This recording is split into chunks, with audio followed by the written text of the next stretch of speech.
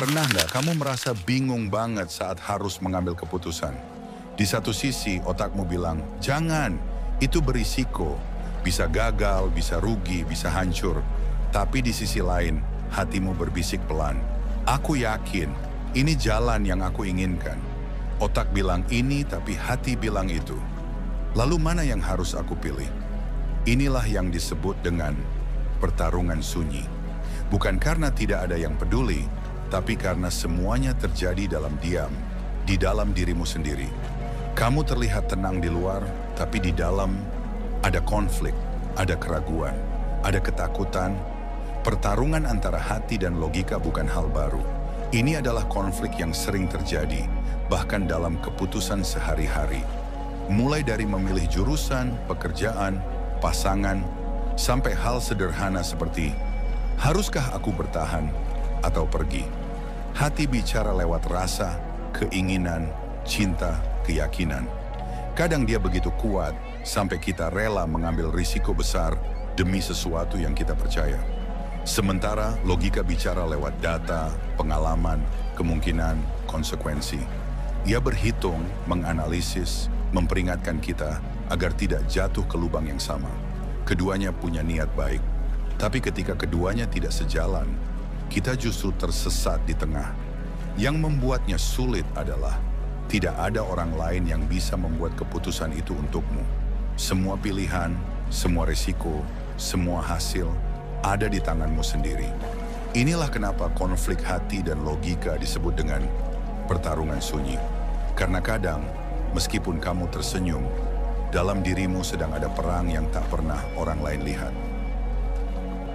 Langkah 1. Hentikan keributan di kepalamu. Dalam situasi sulit, kita sering merasa terombang-ambing antara dua suara. Hati yang penuh perasaan dan logika yang penuh pertimbangan. Keduanya saling berebut pengaruh. Akibatnya, kepala terasa sesak, pikiran jadi kacau, dan kita semakin bingung harus pilih yang mana. Rasanya seperti duduk di ruang yang penuh keributan. Dua orang sedang berdebat keras di telingamu. Satu bicara soal impian dan rasa, yang satu lagi soal risiko dan realita.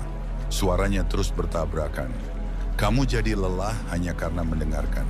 Saat seperti ini, kamu nggak butuh jawaban cepat. Kamu butuh ketenangan. Solusinya, ambil jeda. Jauhkan dirimu dari sumber stres untuk sementara. Tarik napas dalam, duduk di tempat tenang, dan izinkan dirimu tidak mengambil keputusan dulu. Kejelasan seringkali muncul saat suara di dalam kepala mulai mengecil. Langkah 2, kapan kita ikuti kata hati?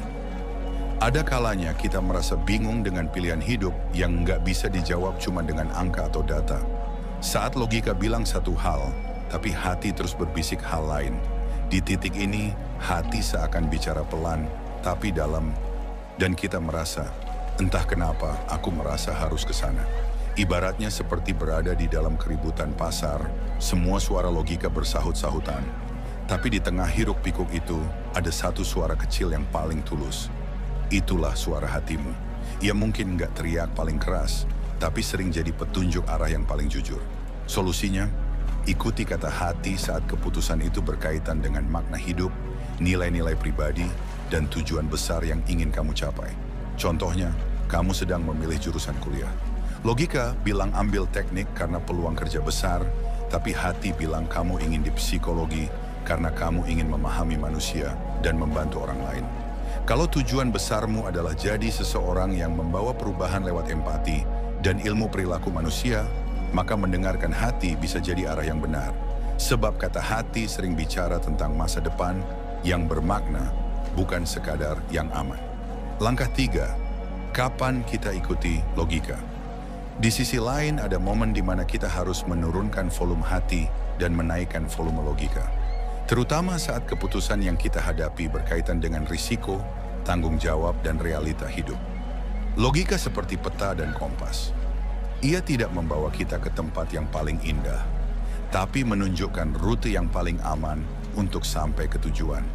Bayangkan kamu sedang di tengah hutan, ingin menuju tempat yang kamu impikan. Hati bilang, lewat sini aja, jalannya indah. Tapi logika melihat peta dan berkata, jalan itu rawan, curam, dan belum terbukti aman. Dalam kondisi seperti itu, logika bukan membunuh impian, tapi melindungi langkahmu agar sampai dengan selamat. Solusinya, gunakan logika saat keputusan itu menyangkut keuangan dan stabilitas hidup, risiko besar jangka panjang, kondisi darurat, atau keterbatasan yang harus dipertimbangkan. Contohnya, kamu ingin langsung kerja karena ingin bantu keluarga, tapi hatimu bilang ingin lanjut kuliah. Dalam situasi ini, logika bisa memberi jalan tengah. Kerja sambil ambil kuliah malam, atau menunda kuliah sampai kondisi finansial lebih stabil. Atau kamu ingin merantau jauh demi karir impian, tapi belum punya cukup tabungan. Logika akan menyarankan kamu untuk menyiapkan dana cadangan dulu, bukan karena takut, tapi supaya kamu nggak pulang dengan tangan kosong. Karena terkadang langkah paling bijak bukan yang paling cepat, tapi yang paling siap. Langkah 4, konsultasi dengan orang yang mengerti. Kadang kita merasa sudah mentok antara bisnis A dan bisnis B, keduanya tampak punya peluang, tapi juga risiko. Kita hitung-hitung sendiri, tapi makin dihitung malah makin buntu. Disinilah kita perlu berhenti sebentar dan membuka ruang untuk sudut pandang dari luar. Seperti sedang menyusun puzzle besar, kadang kita terlalu fokus pada satu bagian sampai lupa melihat gambar utuhnya. Maka dibutuhkan mata lain yang jernih, netral, dan punya pengalaman untuk mengingatkan. Potongan ini harusnya di sana. Solusinya, saat menghadapi pilihan finansial atau bisnis yang penting, bicaralah dengan orang yang punya pengalaman nyata di bidang itu. Paham kondisi pasar atau finansial, tidak memihak, tapi ingin kamu selamat. Contohnya, kamu bingung memilih antara buka bisnis minuman kekinian di dekat kampus atau buka toko online produk digital. Kamu merasa keduanya punya potensi, tapi kamu juga tahu, kamu belum paham soal manajemen keuangan atau strategi pemasaran. Lalu kamu bicara dengan seorang mentor yang sudah bertahun-tahun berbisnis. Dia membantumu menganalisis modal, risiko lokasi, dan target pasar. Setelah diskusi itu, kamu jadi lebih mantap memilih toko online karena lebih sesuai dengan skillmu dan fleksibel dari segi biaya. Tapi jika kamu tak menemukan orang yang benar-benar bisa membantu, maka jalan terbaik adalah lanjut ke langkah kelima. Bertanya pada yang paling memahami segalanya, bahkan sebelum kamu lahir. Langkah 5, masuk kepada yang maha bijak. Ketika semua sudah dicoba, logika sudah diajak bicara, hati sudah didengarkan, orang bijak sudah ditemui, tapi kamu masih ragu dan bimbang, mungkin ini saatnya kamu berhenti mencari keluar dan mulai masuk ke dalam. Karena ada satu sumber petunjuk yang tidak pernah salah, tidak pernah berat sebelah, dan selalu tahu apa yang terbaik. Bayangkan kamu sedang berkendara di malam gelap. GPS-mu error, jalan tidak familiar, dan temanmu tertidur. Di situ kamu cuma bisa menatap ke depan dan berharap ada cahaya. Maka kamu menyalakan lampu tinggi, bukan untuk tahu semua jawaban sekaligus, tapi cukup untuk melihat langkah berikutnya. Doa adalah seperti lampu itu, tidak selalu menunjukkan akhir, tapi cukup menerangi jalan selanjutnya. Solusinya, ketika keputusan tak kunjung jelas, dekati Tuhan. Bukan hanya dengan doa agar diberi hasil terbaik, tapi juga agar hatimu ditenangkan, dikuatkan, dan dipersiapkan. Mintalah keteguhan untuk memilih dan keikhlasan untuk menerima hasilnya nanti. Contohnya, kamu sudah pertimbangkan semua sisi, ingin lanjut usaha, tapi juga ingin bantu orang tua. Tak ada jawaban pasti, maka kamu ambil waktu sendiri, sholat malam, zikir, menenangkan hati. Di situ, kamu merasa lebih ringan, dan perlahan arah itu muncul, bukan dari luar, tapi dari dalam. Bukan jawaban yang tiba-tiba turun dari langit, tapi keyakinan yang pelan-pelan tumbuh. Karena terkadang, kita tak perlu semua kepastian di awal, kita hanya butuh kepercayaan bahwa Tuhan sedang menuntun.